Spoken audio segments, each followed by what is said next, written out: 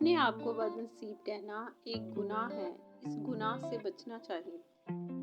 اپنے لیے خود دعا کرنا دوسروں سے دعا کروانے سے بہتر ہے۔ جس خواہش کے پورا ہونے کی توقع نہ ہو، اس کی امید چھوڑ دینی چاہیے۔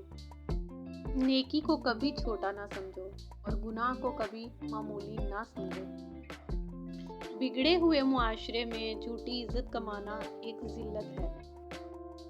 نفسانی خواہشات آنکھوں سے پیدا ہوتی ہیں، اس لیے آنکھوں کو قابو میں رکھو۔ اگر بغیر کسی مشکل کے آپ کسی کا کام کر سکتے ہیں تو اس کی مدد لازمی کریں۔ 90% لوگ ایسی باتیں ٹیکسٹ میسج کے ذریعے کرتے ہیں جو وہ زبان سے نہیں کہہ سکتے۔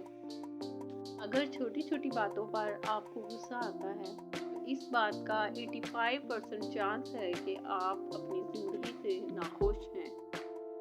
شکر گزاری ایک اچھی عادت ہے جو انسان کو اچھے فیصلے کرنے میں مدد دیتی ہے۔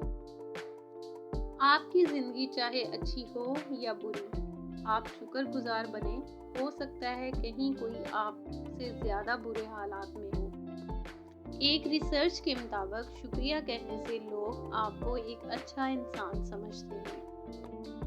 انسانی جسم میں موجود کیلشیم کا 99% حصہ دانتوں میں ہوتا ہے۔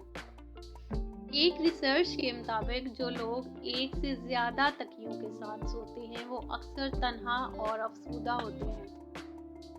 جو لوگ حقیقت میں آپ کو چاہتے ہیں وہ ہمیشہ آپ کی زندگی میں واپس آنے کے مواقع کی تلاش میں رہتے ہیں۔ کسی کو اکثر یاد کرنا بے خوابی کا سبب بنتا ہے۔